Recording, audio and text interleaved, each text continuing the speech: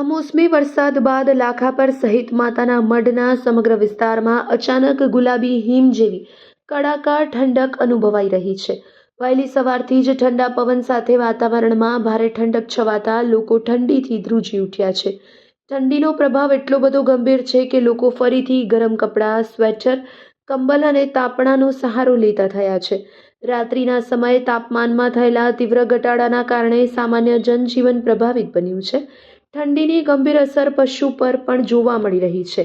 આ પરિસ્થિતિમાં ખાસ કરીને બાળકો, વૃદ્ધો અને નિરાધાર પશુઓ માટે તાત્કાલિક સાવચેતી અને રાહત વ્યવસ્થાઓ જરૂરી બની છે. સ્થાનિક તંત્ર અને સેવાભાવી સંસ્થાઓએ ગરમ કપડાં તથા આશ્રયની વ્યવસ્થા કરવા માટે આગળ આવવાની માંગ ઉઠી છે. Report by Adam Notiyar.